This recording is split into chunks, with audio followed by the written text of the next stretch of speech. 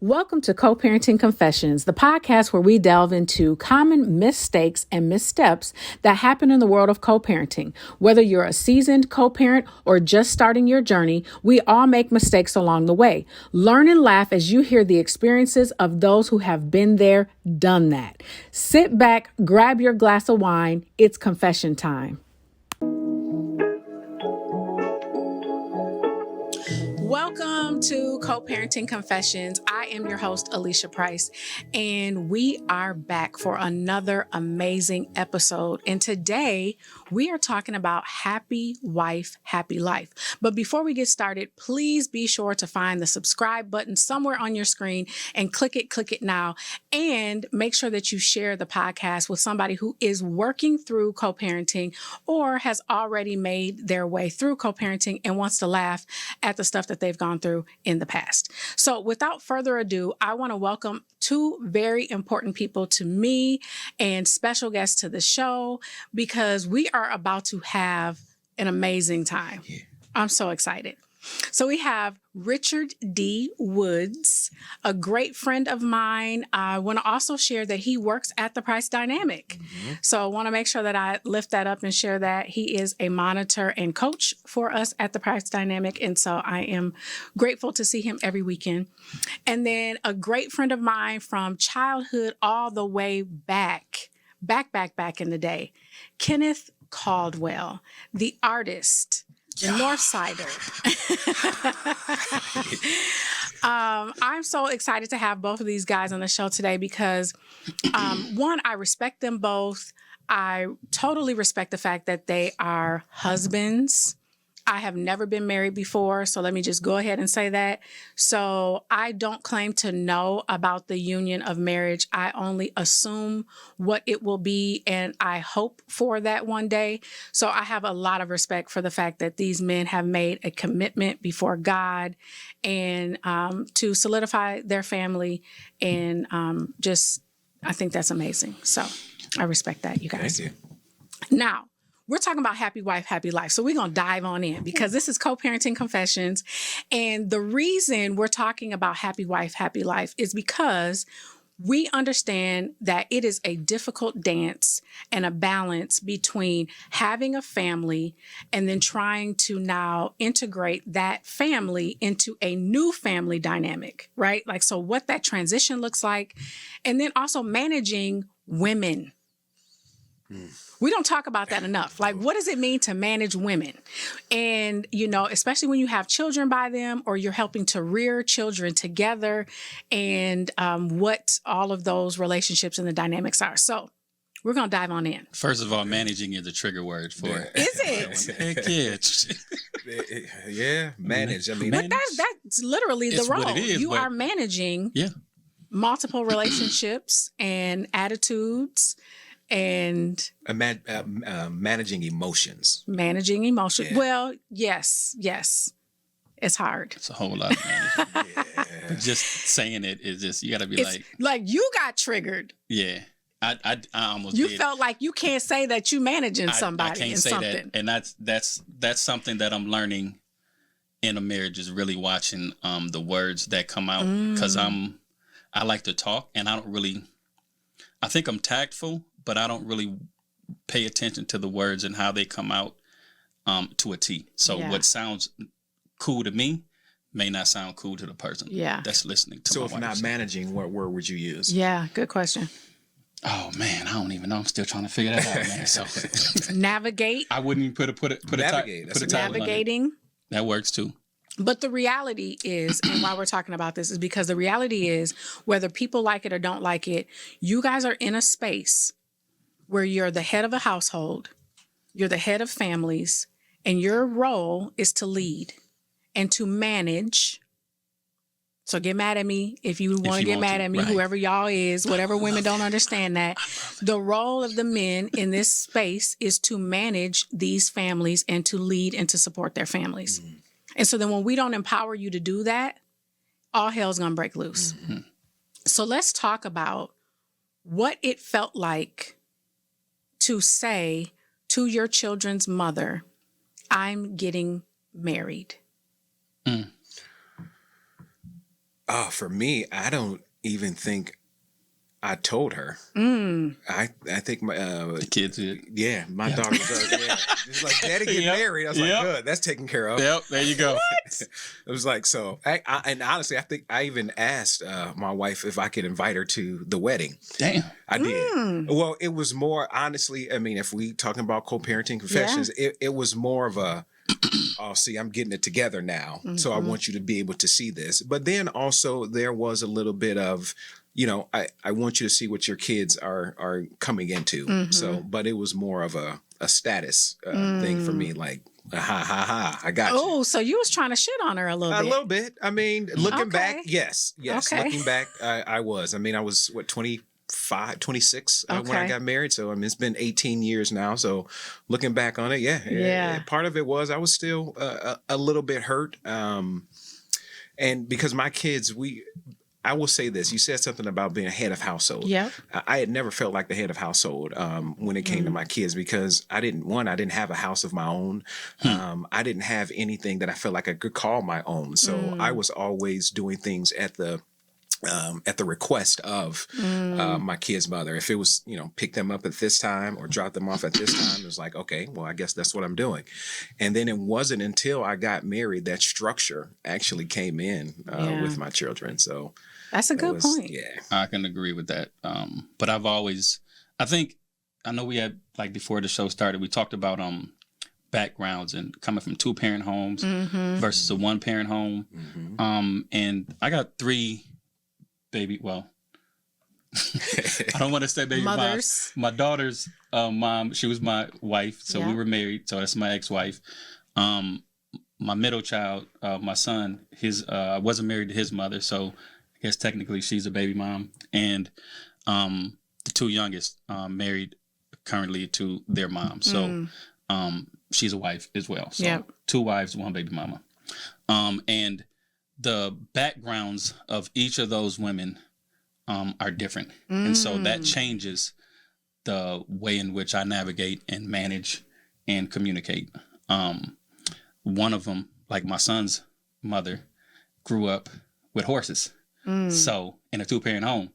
So that looks way different than one of them that grew up in a 2-parent home, but the mom was the head of the household. She kind of ran and managed and like that was her show. Yeah. And then there's one where didn't have the father at a young age and had her mom. Yeah. So all of those different situations, they look different. The relationships are different. The understanding is different, and the roles take place because in 2 of them there were dominant women that were leading, and so very good point. I have to somehow navigate and figure out, okay, I'm a man. I'm in this situation. We're in this situation together. My role is to lead. My role is to provide. My role is to protect. You don't have to do that anymore. And relinquishing that kind of authority or power when a woman has been doing that for so long can be challenging to any relationship. So I don't know where I was going with that, but that just kind of gives a little background. That's amazing. Very good point, because being able to manage these types of relationships or navigate the relationships as we're talking about them, it does play a major role in your ability to do that based on what their upbringing is, what their experience has been, what they're bringing to the table, how they value relationships, what relationships look like for them, right? And each woman brings something new and something different to the table. So let's talk about when you're dealing with 2 women. One is your wife, one is your children's mother, and they grew up completely different and they see relationships differently. What are some of the things that you're noticing that are, I guess, the butting head points where the tension lies? So a little background, my wife, she grew up in separate households. So she would navigate between mom and dad. And so when we got married, she wanted my kids to have what she didn't have, you know, or what she did have growing up. She saw that my kids didn't have that. And, you know, I didn't have clothes at my kids' house, you know, I'd go pick them up for mom. She'd pack a bag of clothes, Yep. and my wife would be like, okay, well, they should have clothes here. Yeah.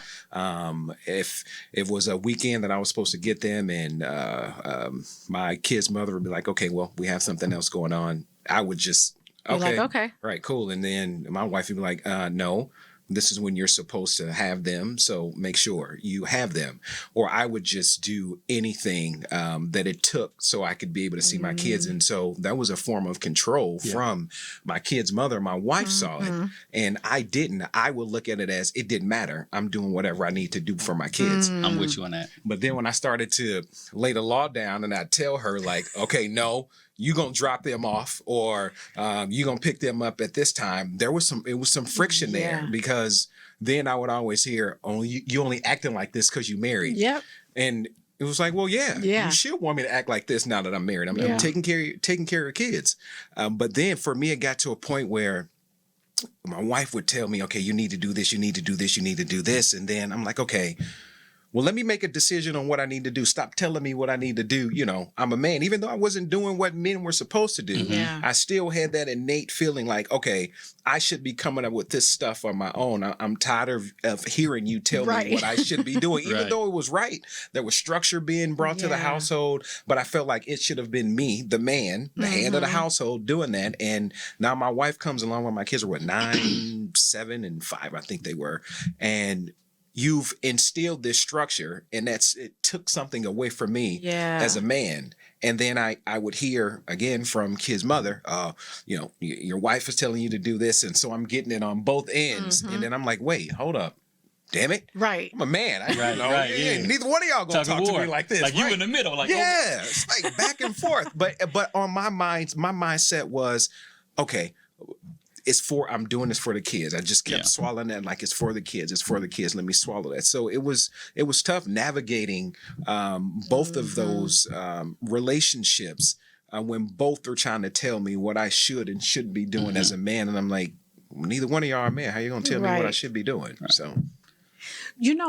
So I will speak from my own personal experience. I have said this to my son's father many times. Each new person he was with, he changed. Mm-hmm. And so I don't think that he necessarily understood how flexible then that required me to be. I had to continuously change every time you get a new girlfriend and she has new requests or she has a new way of wanting things to be. And now you feel like you have to appease her. And how fair is that to me as your son's mother, that I have to continue to be flexible for these new people in your life? And so as the mother, we start to think like, when do you get your own, vision, your own, gumption to make a decision? And then let's be consistent. And you teach her how this is supposed to be. That's how I felt. I totally felt like, and of course it has a lot to do with my own upbringing. I was raised by co-parents, and my dad had many girlfriends, but it was one way and one way only. I don't care who you was. I was the woman of our house, and I don't care how old I was. Like, it was very clear to me. I knew what my role was in the house. If I didn't like you or if you didn't fit with what we had going on, I had full authority to say that to my dad. And if I was uncomfortable, we wasn't doing that. Oh, wow. And so I came up with this understanding of how my feelings would be prioritized, how I could speak to, this makes me uncomfortable, or I don't feel like you're valuing my feelings right now. I don't feel respected. So I wanted that same thing from my co-parent. And I was not getting that. It was like, and then it took me a long time to understand too, and I fully get it now, but for men, you're focused more on the person you're sleeping with. It's just going to cut to the chase. I'm going to ask for forgiveness from you later because you ain't going nowhere, my kid's mom, but I got to lay with her at night. And so she's doing some things over here for me that you're not. And so you're not really a priority right now, how you feel. And so I understand that. But at the same token, for mothers to have to continuously evolve based on these relationships, and you guys not feeling like you can be the lead it's hard. It's really hard. So for me, my situation, and I'm listening to both y'all, and I can connect definitely with some things, but for me, it was a little bit different because I've always liked smart women. And I knew that there was a certain skill set that I didn't have. And so the women that I chose were women that had that particular skill set that I admire, like being organized and planning things out. And like, cause I'm a real spontaneous person. Like I'll just be like, hey, let's go somewhere today, and just hop up and do it. Hey, let's go to the movies, and just so, but the women that I dated were organizers and planners. And so I would enter those relationships with the expectation of learning something. So I wasn't so adamant about taking the lead. I went with the attitude of being poured into. I'm going to learn from this woman and get whatever I can get out of her. And if this develops into something beautiful, then it does. If it doesn't, I need to be able to walk away with this saying, I got this from this person, and then be able to offer whatever my strength is. So whatever my strength is probably a weakness of theirs. And so being able to kind of swap that out. And so when I got to a certain place where, okay, I got all the information that I need now, and I feel like I'm the man that I need to be. I'm the man that I got these organizational skills. I have this foundation of being a great father. And then I have to learn this process of being a great husband, because a father, like I've seen that all my life. And then when you have a kid, it's like from the birth to whatever age, like you get to grow with them in that process. They're not going anywhere. But when you get married, like that person can say, I don't want to be with you today. And then it's over. Like they get to leave. So my obligation has always been focus on the kids, not necessarily my wife, not necessarily my woman, but my kids have been my priority. That's been my drive.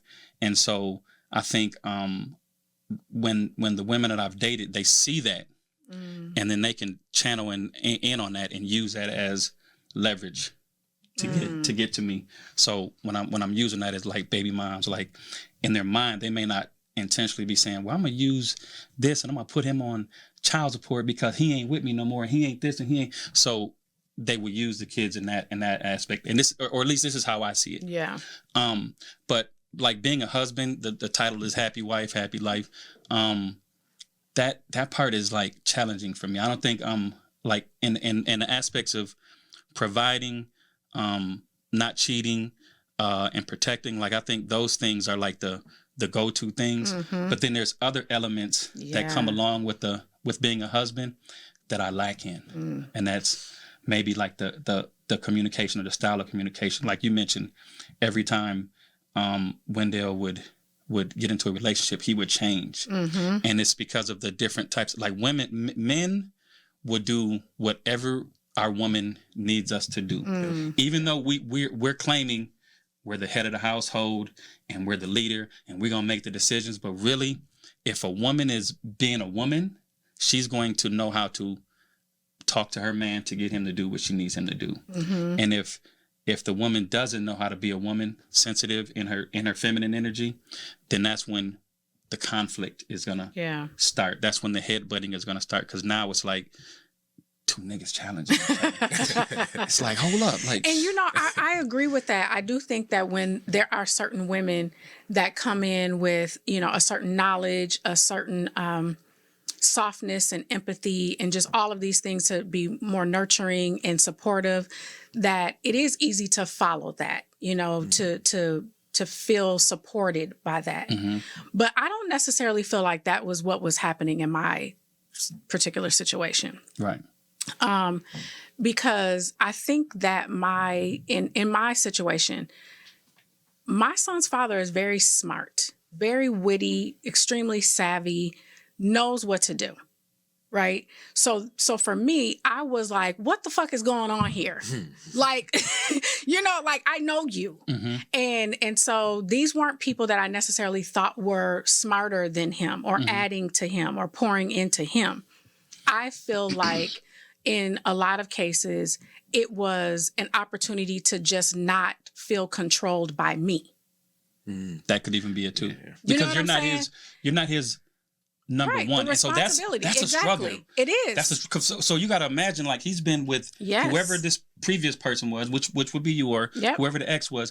He's been with that person for so long, and this person has, like, when they go on vacation, they've packed the clothes, or they prepare the dinners, or they're making sure scheduling is right, and they've been doing this for so long. They know this other person knows you. Yes, well. very well. And so they know, even though you're not in a relationship, they're still navigating on, oh, I know how he operates, so let me send this reminder. Hey, don't forget to pick up your son.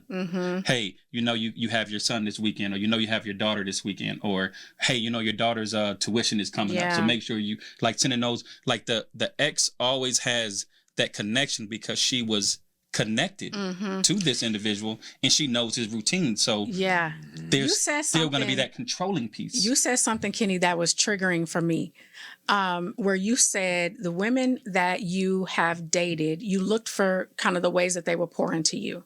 And whether it worked or not, you knew you'd be better off, right? Yes. And so then you could move on. Yes. And I feel like I would be remiss to not say this for moms, that is exactly how the fuck we feel. Ooh. Y'all learn so much at our expense. We teach you so much. We organize so much. We build you up. We forget about a lot of the things that we want, that we care about, to support you to be who you need to be. And then you move on. And give it to somebody else. And then you move on, right? And then expect us, though, to still meet you with a certain level of grace and compassion as you're now learning and moving into this new relationship, into this new space, or to a marriage. And now, not only did we make all of these concessions while you were learning and doing what you needed to do as a father and in the relationship with us, but now I still need to make concessions for you to navigate this new space and learn this new space. And then, you know what I'm saying? And so I think there's sometimes that men don't necessarily understand how, as mothers, we can feel that. And we haven't even talked about the fact that there are some of us who are the primary caregiver of our children. And then the kids just go visit or go be with you for a certain amount of time. Yep. So not only are we taking care of the child majority of the time, now we're also navigating your new terrain after we got you to the place that you're at to be there. Well, was there pouring into you as well? I was getting ready to say that. Yeah. It's not just one way. When I outlined that, I didn't outline what you gave, the contributions that I was giving, the things that I brought to the table. Like I said, my weaknesses were their strengths, and their weaknesses was my strength. So there was it wasn't a all take. I wasn't just taking. I've never lived off of a woman. Yeah. Even though, like, I may have moved in, I still carried my weight. I've never let a woman take care of me. Yeah. So in a sense of, like, paying for me, if I couldn't pay for both of us, I could at least provide for myself. Yeah. So I've never lived off of, and I take pride in saying that. Yeah, like, even when I was at my lowest point, like making, man, I remember when that child support hit me, boy. Good Lord. Oh my God. Man. That's traumatizing for me. Just think of that first check. Man, I worked 2 weeks and that check was $175. No. You see the child support taken out of it, and I said, God. Okay, boom. Okay, I want to keep this thought, but when we're talking about happy wife, happy life, how do wives feel, or what is that conversation when you're paying child support? So a portion of your earned income that's supposed to be a part of your household, and they know that is going elsewhere. Yeah, they feel robbed. But my wife did not like it. She feel robbed, but she was like, okay, no, we're going to have separate bank accounts. Yeah. Because I don't want, if, you fall behind, I don't want them to come after my money as well. Yeah. But she was very supportive in making sure that, child support was paid. I mean, even though it was coming out of my check, I was working, I always had a job. So it was always taking it out. But then there's a little point where I got back and there's some arrears that happened, and she was on it. Let's make sure we get this taken care of. Let's get it paid off. Let's do this. So she's always been a big supporter of making sure that I took care of the kids, or she was in the background taking care of the kids for me, because there's something that you said, and I want to go back to, but I didn't value who I was or what I brought to any relationship. When you say you never lived off of a woman, I have. But I didn't understand, I was still working, I was still doing my stuff, but I didn't realize what value did I bring as a father? What value did I bring as a boyfriend? What value did I bring as a husband? And you said something earlier on, the women that I chose. And for me, I'd always felt chosen. And so it was like living in that moment, like, oh man, you chose me, so let me do whatever you need to do so I can keep this. And I wanted to also ask, your father being involved in your life, did that set the foundation for you to be able to understand what it was to be a man? Yes, that set a hell of a foundation. Like I've so again, like looking at the backgrounds of the women that I've been with, like my dad is the person who's providing, the person who's leading, the person who's teaching. If it's a sporting event, he was there. If it's a parent teachers conference, he was there. If it's an award ceremony, everything that happened in my life, he was there. And so that was my template of, okay, I need to do that times 2. So I need to be better than him from that aspect. Providing, being able to, so even like I worked a 9 to 5, and when they started taking shots, I wanted to cry. Like I felt defeated. I felt broken. I felt worthless. Bringing home a man working 2 weeks, bringing home and I'm married, and I brought home a check for $175 and some change, and the mortgage was $1,200. I mean, the rent was $1,200. Wow. So now I'm looking at my wife, and I'm like, yo, like we need to, like, how are we gonna do this? And I really couldn't have that kind of conversation, and so it led to, okay, who am I? I'm an artist. And this is what I know how to make money. I know how to make money. And so I was able to just dig in and lock it in and make money from my artwork. Things, God just blessed me. Something was always coming to the point to where things were happening. And I didn't have to really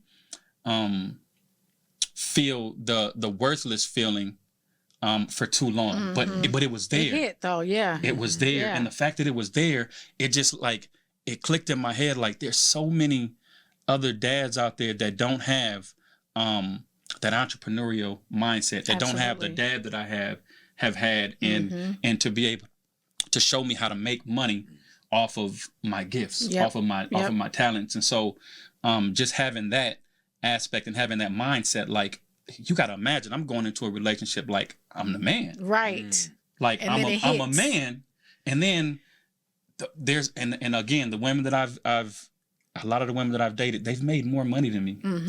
But when we figure out my hustle, the potential that you have to earn more. Yes. And so like there were 2 women that really like poured into me to the point to like one of them asked me, she said, how much money do you think like you'd want to make at the end of the year with your art?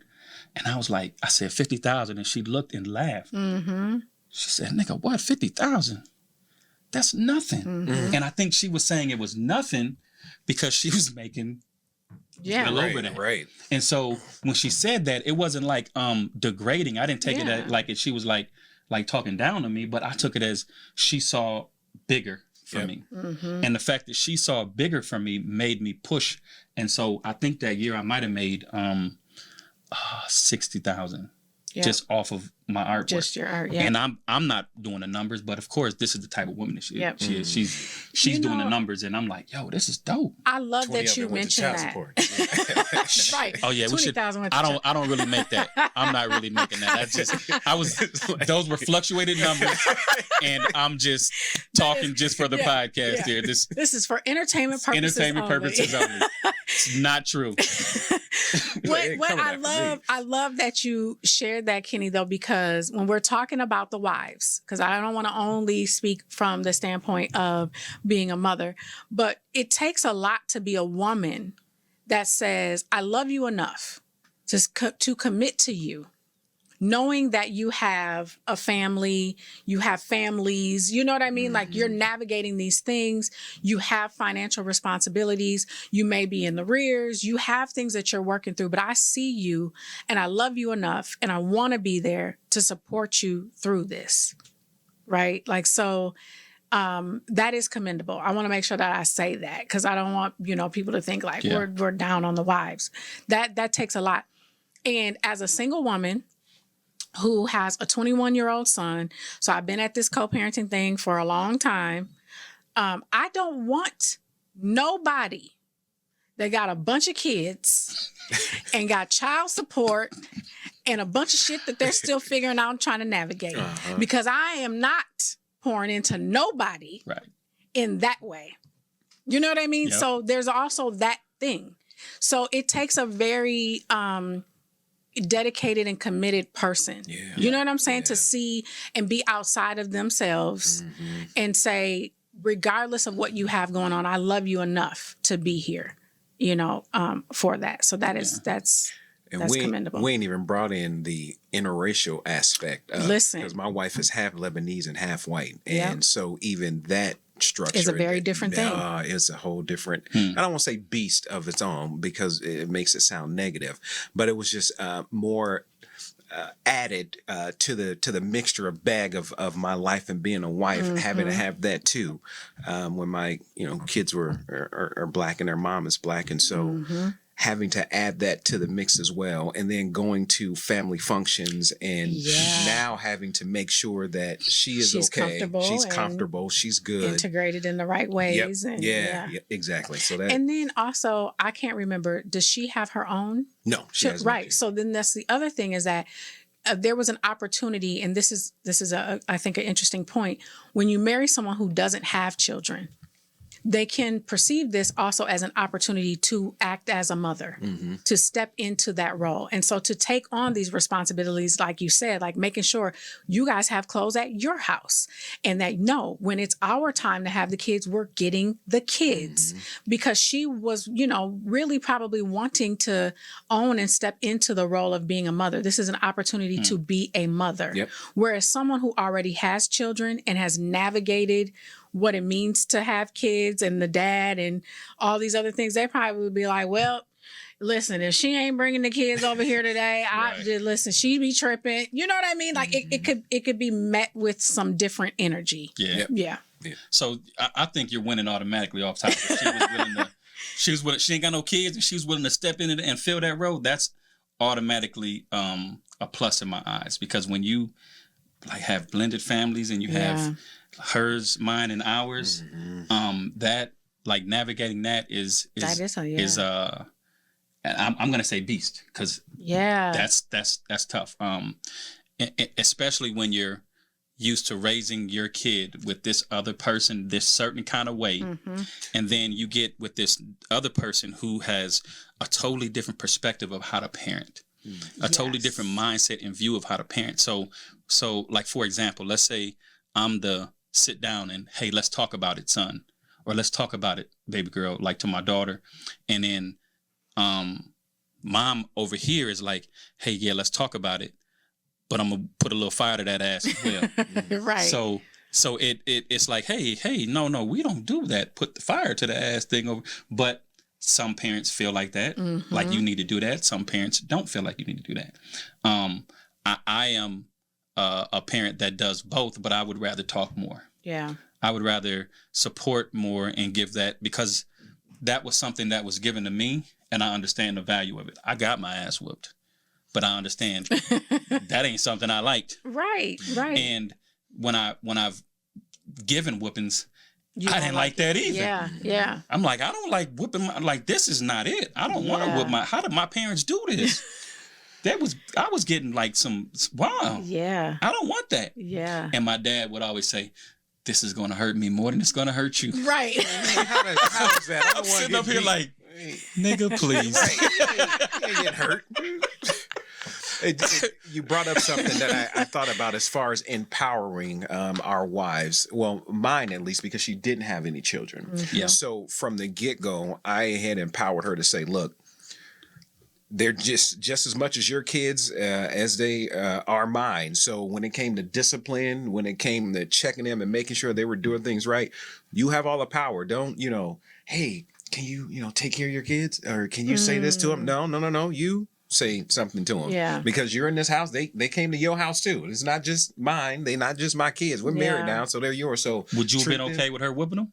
Yeah. Oh, yeah. Oh, See, but what about the baby mama though? Well, how was she responding to that? We would have had to deal with that. But I will say though, one of the boyfriends that she did have, he did put his hands on my kids. And you was mad about that. I was not having that shit. Yeah. Oh, no, it's like, no, that's my job. I will do that. And that's how moms feel. Yes. I was gonna say, so what's with that double standard? Like why? Because wife she was a wife? and boyfriend is two different things. You've made, like you said in the beginning, you made a commitment to God that this is our family now. Yeah. So that's a whole different structure. Damn, you right. Boyfriends come and go. I mean, Yeah, they can. Okay, so for me, I understand the wife and boyfriend dynamic, but with me, I'm looking at it like this. Like, I don't like whooping my own kids. Yeah. So to have another man put his hands on my kid, and that's something that I don't even fucking do. Mm-hmm. Like, I'm looking at you, like, and your mom is okay with that? I'll be like, hell no. Yeah. Like, if anybody needs to discipline them, you discipline them, or give me my kid. Mm-hmm.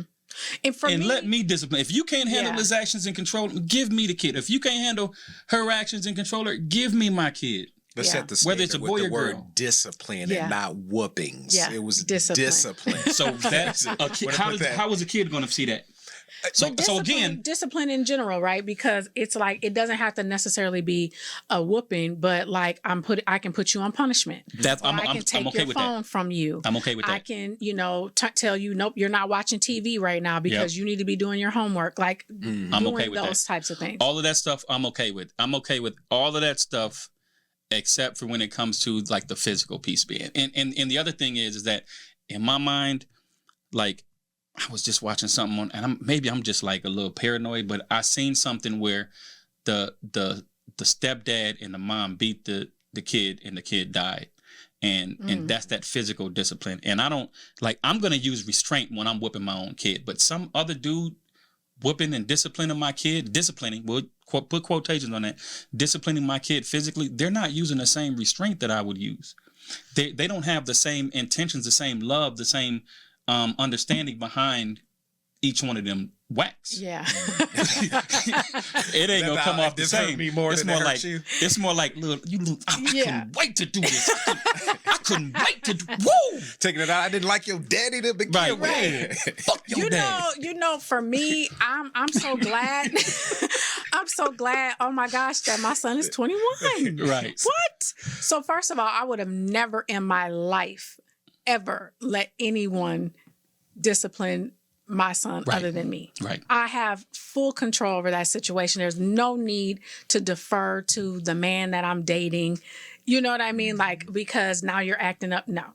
I always knew, no matter what, whether we got along or didn't get along, my son's father was a phone call away. And it would be like, listen, we need to come together to talk about what's going on, And that's the important thing, is that he was a phone call away. Call away. Now, if the dad ain't in the picture, Yep. then the dude you're dating, more power to him. But if the dad is an active dad and in the picture, you don't need somebody else to fill that void of a dad figure. Like, the dad is because there. It can be overkill. It's too many messages at a point, right? Yep. So you make a decision when you're actively co-parenting, like, what is this that we're doing? What does discipline look like for us? Yeah. Right.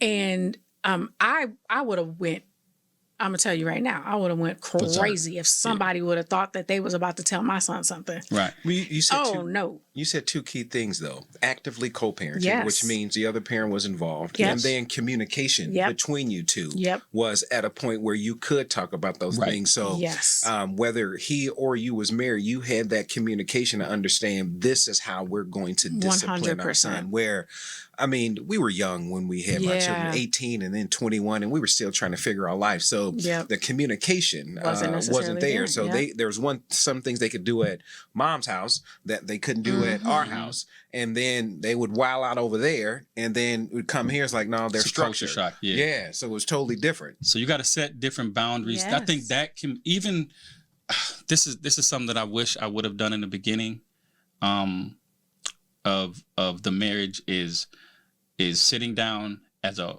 family, like hers, mine, and ours as a family, and outlining what discipline looks like, outlining what structure looks like, outlining what the rules are, what the expectations are. Why did you not do that? Do you feel like they weren't mature enough to do that? Were you afraid to do that, to bring all the people together? I didn't know to do that. I didn't know. So again, being a husband is brand new. Being like, this is ain't no blueprint for being a husband.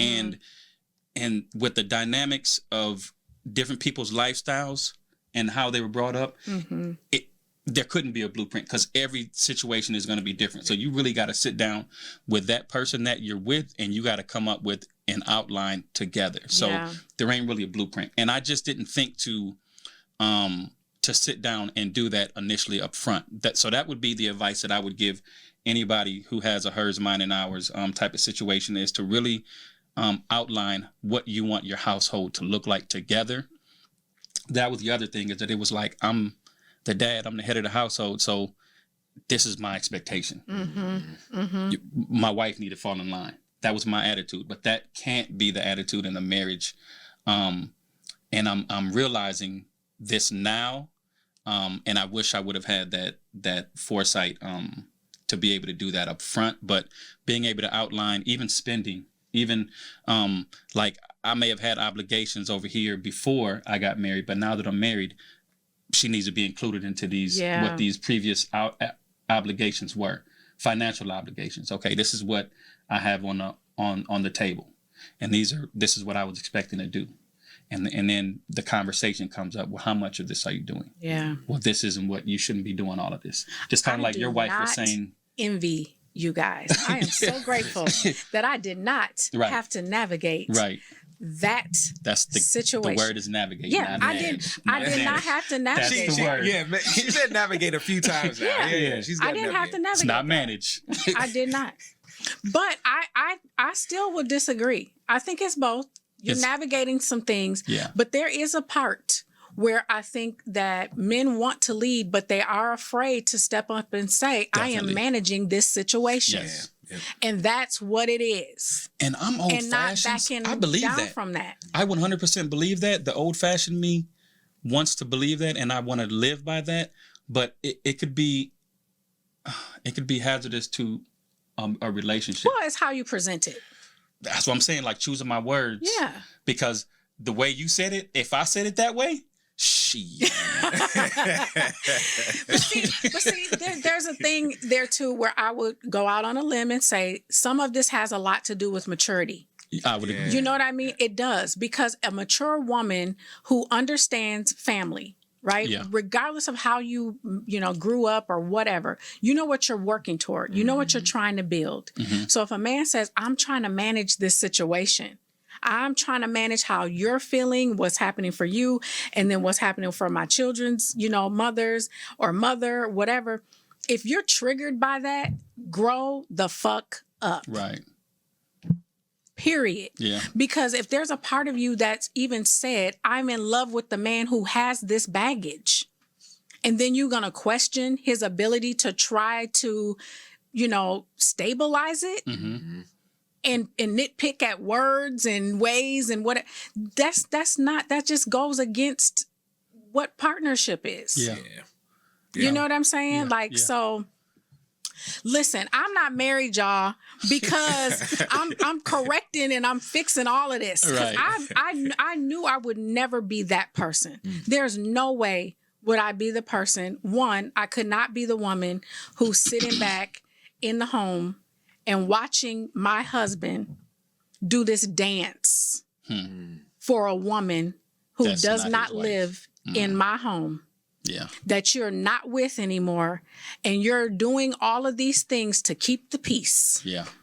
and doing whatever you feel like you got to do so you can see your kids. Hell no. And that was my way. And I'm a mom. And so I understand what that looks like. But I will say this too. I think there are times, and I know 100% I'm guilty of this. I wish my co-parent was here to tell me, yep, you're right. You finally get it or something. Because I feel like I'm finally getting it. Is that there were times where I felt like he didn't defend my honor, or he didn't speak to the role that I have or my ability to be a solid partner and parent with him, and that our relationship was not more than us being parents and being friends. And I felt like there were times where people that he would date, or there would be situations where there were people that were just, questioning whatever, or just didn't feel comfortable or settled enough in what our dynamic is. And I would feel like the only way that could be possible is because he's not telling them. He's not checking them. He's not saying, listen, this is what it is. This is how this goes. This is what we've been doing before you came here. And so you need to learn our program. That's what I wanted to happen. That can't happen. But Ooh, why not? I will say, listen, I think that's bullshit. No. I'm going to say that. I'm going to say, I think that, listen, but let me finish. Because now he's a puppet now to you. And No, he's not but even that's with not him. true. It's not a puppet to me because we built this shit. I didn't tell him how to be. But if he built that kind of rapport and relationship with Yeah. you, then why y'all ain't together? That's the Because- so this is what the new wife is gonna say. No. She's gonna say, well, if it was that good and y'all had that y'all had that chemistry and that Michael Jordan and Scottie Pippen thing, why you ain't with that person? Because there's a difference between having the Michael Jordan, Scottie Pippen as parents and actually being in a relationship together. That's key. We got this parenting shit down pat. Yeah. I listen, I'm going to put me and my co-parent up against anybody. Okay? I think you'll win. I mean, Yeah. But the relationship situation Was different. We had to tap out. Okay. We outgrew that part of it. Damn. And all I wanted was to actually feel like my our beautiful dance as co-parents and having that together could be respected and could be understood. And I feel like as new relationships were introduced, we had to start over every time with this. If you get along with this person and you're co-parenting with this person, what else are y'all doing? If y'all talk all the time, if you guys are cool with each other, what else is happening? Or, you know what I mean? Like the fact that we had that friendship. But the point I was getting to is, I believe he was defending it. I believe he was saying, this is how it is. This is who she is. This is what she is to me and my son and whatever. And perhaps, this is a new light bulb for me, you guys. Perhaps he did that and it caused Conflict. Yeah. So Perhaps that's he exactly did what I was that gonna and say. it caused that. Yes. And all the while, I used to think it was because he wasn't saying anything that it was making there be conflict or this tension Right. or, the questioning of things. So that's what I was going to flip back at you is if the shoe was on the other foot and you were in the new girl's position and the new girl was the baby mama and he was saying this about Me. Yeah. Like what he would say about me. Like, we got this parenting thing down. We're good. Yep. Your mindset as a woman would be like, damn, like I'm your wife now and you don't trust the way that I parent. You're trusting her over me. You're putting her over me. But so for me, that's I going to be wouldn't the have a problem mindset. with that. That's going to be the mindset Because of I this. don't want to parent nobody else's kids. But see, So that's I would be okay. you. But you got this man right here whose wife stepped in, Right. and she's like, "Yo, like I want to do this." Yeah. So your mindset is, I don't want to parent nobody else's kid, but the other person is like, "Yo, I want to do this." Like, Yeah. I want the and I think that has to happen in order for to build the relationship and build a rapport with the children, kids that sure. aren't you have to. But I don't think that's you have the to grown up parent side of you. them. That's the maturity side of you. Right. I don't think you have to be the parent though necessarily. So to me, any person explain that They are though. It's parent. If we're talking about you're wives. playing a role, right? As a parent, you're playing a parenting role. Your parenting role. Right. So to me, you're a part of the village. I wouldn't go as far all the time as like they're a parent. In some places and spaces, they are. Mm-hmm. But for how I would view it for myself, right? And dating someone, I'm gonna love your children because I love you. Mm-hmm. I'm gonna take that on. But I am not going to step in and act like I'm the parent and try to be the disciplinarian and do all of these things, because I also understand what I would want for my own child. And I'm respecting your space as a parent and what you feel like you need to do. So I wouldn't step into that. Now, I think there are some men that want women to do that because they may not feel as comfortable doing it, or as like there's a couple of guys that I know, they're the biological father. They don't feel comfortable being with their kids all day. So they got girlfriends, and the girlfriends watching the kid. More than the They'll dad take them does. to the store or whatever, but it's like the girlfriend is taking on the role and becomes the parent, and it's like, no, that's too much. So for me, I think when I use the term parent, it's looking after, providing, kind of helping out. I don't look at it as taking on the role of their mother, but it's taking on the role of a parenting role. Yep. So when you say you don't want a parent, that means I don't want that kind of relationship with the kid. I want a friendship with the kid. But that's not that there's not going to be, boundaries aren't set with a friendship type of relationship. Authority can't be asserted with a friendship type of relationship. Yeah. So when you take on the parenting role, that's, hey, it's your bedtime now. Yeah. Hey, it's time for dinner now. Go wash up. Hey, it's time for you guys to come in. It's, come in and take your bath. So what's your I get what you're definition of a saying. parent, I Because guess? that's what I was going to say is I would do all of that. So I guess. So you're I parenting guess, then. Right. So I guess. You just don't want to take on the motherly role. Right. And that's the distinction. Right. I would never step into that space. I understand being like, we're in this household. If you're here and I'm cooking and it's time to eat and you're doing things, you know what I mean? Like, I'm looking after you. Yeah. It's a part of who I am. And that's It's hard structure. to just, it's hard That's to what just that is. eliminate that. It's who I am. I've raised a kid. So there's no way kids would be in the environment with me and I not step in and do some of those things. So you are parenting. Yeah, absolutely. So I you would will be parent. parenting So in that space. A marriage is, and this is something, again, when you sit down and you have this powwow in the beginning, that's what I was talking about. Yeah. You have to outline what parenting looks like. Yep. And because like my wife has 2 girls. Yeah. And so I didn't whip my own. I've never spanked my daughter. Never. Mm-hmm. So I'm definitely not going to be trying to spank somebody else's kids, but Right. I raised my voice at my daughter. Mm-hmm. And so if I'm in a situation, I'm like, hey, sit down and get your homework done. Yeah. And mom is like, whoa, you can't talk to my kids like, so then that may cause. Oh, but here's a question. You can't talk to the kids like that you're not the father of. Yes. But you can talk like that to your child that you have with her. Yes. See. Now that And if right they're in there. the same household, it's though, like, what is wait, that? what does that mean? Look like? That's what I said. You have to What sit does that down. mean? You have to sit down in the beginning and have that powwow Yeah. to erase all of those my kids and your kids, kid things. our kid, because once we get married, it's not a my and right, a it I. shouldn't be. It's That's a. for It sure. should be an ours. 100%. It should be an ours. That's the structure that was in my house. That's why when we got married, Yep. you have full authority because it's ours. Yeah. You're not gonna. There's not gonna be a difference between how I talk to them and how you talk to them, how I discipline and how you discipline them. This is our house, Yeah. so we're going to discipline them the same. Yep. So that's why when I got married, it was like, listen.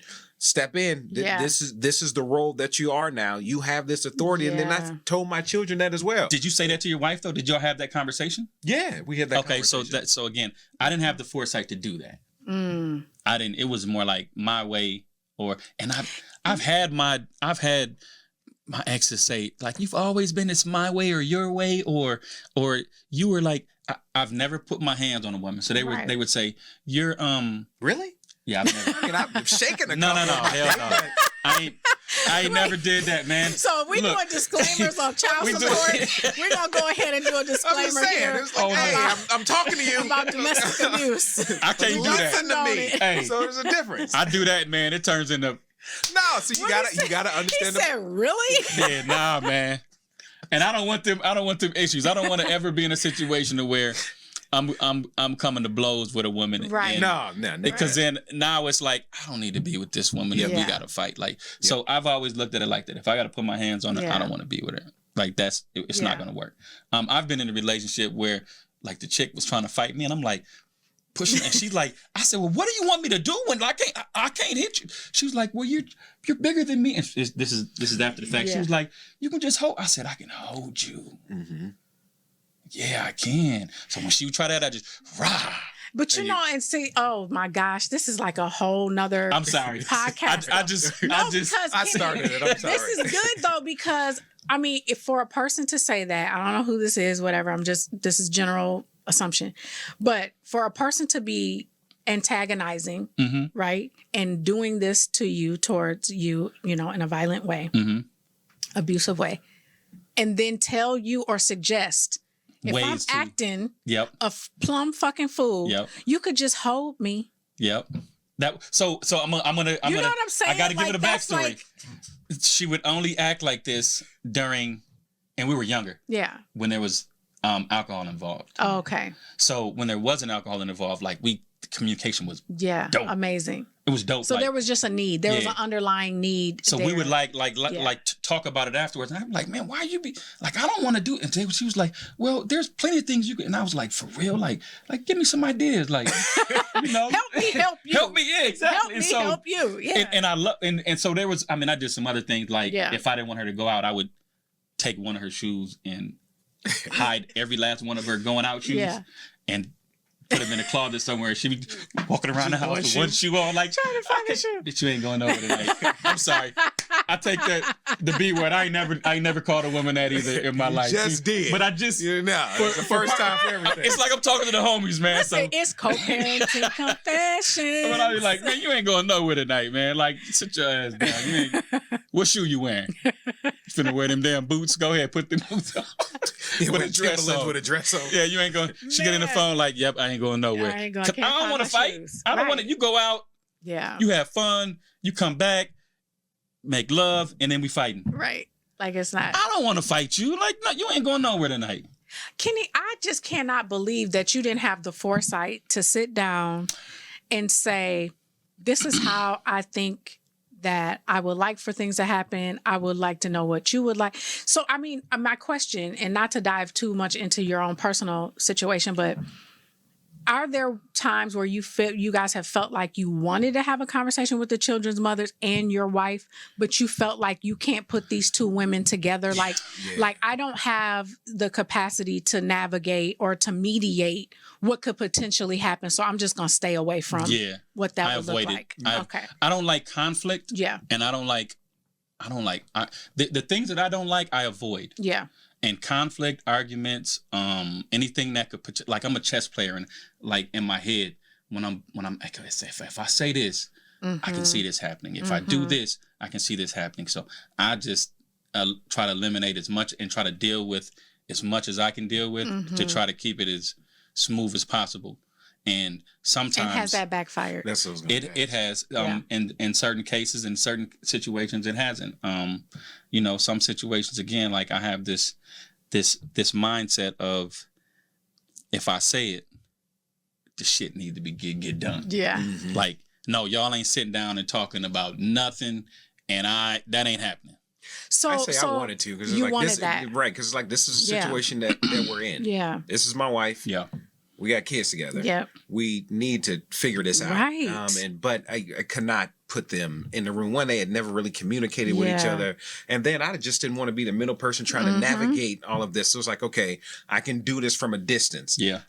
Like when there was discipline or things that I was the go between, when my wife felt like she should know something, and my kid's mother felt like my wife should know something.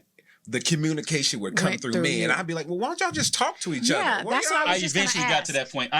that point. Was like, hey, don't call me anymore. Call her. Right. Right. Oh, man. And- And if the phone talk would to- ring, I'd just be like, And did that work? I mean, did that? It worked. But this is the funny thing. It worked for me. This is the funny thing. The way my ex would talk to me. I'm sorry. The way my ex would talk to me on the phone, and then when I handed the phone It would to change. my wife, it would be completely like they'd be like they was best buddies working this shit out, and I'm like, the fuck. If I would have said that shit, it would have been like, no, you need to, and this is, and what, and you still ain't paid your child support. It wasn't none of that. None of that when I handed the phone off. I'm like, damn, why didn't I do this shit a long time ago? So I think that's a really good point, and a good takeaway for people is that sometimes we work ourselves up to believe that things are going to be one way. We have conversations with ourselves and answer the questions and all of this because we assume we know that person so well because we've already been in a relationship with them. So we know if I say this, they're going to say that. Then they're going to say this, and then I'm going to do this. And we have this whole conversation with the person without actually talking to them.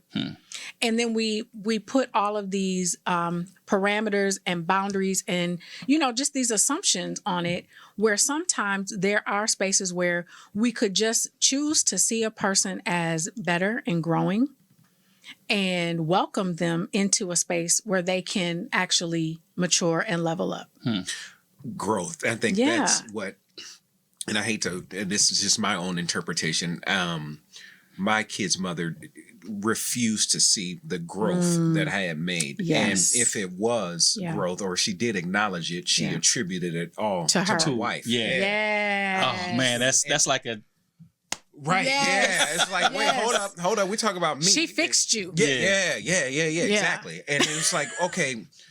But then she would still treat me as if, we were 18, 19, 20 years old. It's like, okay, we're not there anymore. Yeah. But so it's like I would get no credit whatsoever for any growth that had happened. Wow. I do attribute that growth to my wife for helping me see a different way of how to parent. Yeah. But you had to do the work. Exactly. I had to do the work. I had to hear both of y'all on one Right. phone here, one phone here, Right. coming in and out, and then it would all just dump on me, and I would have to swallow it and deal with it because I can't snap off here and then snap off on both, and then I wouldn't get to see my kids, then I wouldn't get none tonight. So Right. like, This is so it's like trying to navigate, manage those emotions and those relationships. It became like a tennis match, and I don't know what the person in the middle was called, but it's like I had to stop the lobs, or I'd take a lot, and I'd get kids' mother would say something to me, and I'm like, okay, I'm not telling that to my wife. Or my wife would say something to me, it's like, oh, I'm not saying that to her. She talking about how dirty the kids' clothes are. It's like, no, I'm not gonna tell her. Definitely ain't gonna say that. No, you just like, you didn't feed them today. No, nope. We're not because them that fighting into- words. Because then it's like now you're attacking my parenting. Character. Yep. Yeah. Wow. This is good, you guys. I'm not going to keep you guys forever. We could talk forever. Are we at time already? Yeah, I know. It's like, but I want to say this. I thank you so much for going deep. We got to come back. Like, we have to come back because there's so much. I feel like we just scratched Just the surface. Because I'm so appreciative of the fact that there's some light bulbs that went off for me. Like I started the show by saying, like, I'm not married. I've never been married. So this is a space where I don't claim to be an expert in understanding any of this. And there's plenty that I feel like I could actually learn. So I'm extremely intrigued by your experiences. I just want to say in closing that I read that 46% of marriages have a step parent. Oh, wow. That's a lot. 46% of marriages have a step parent.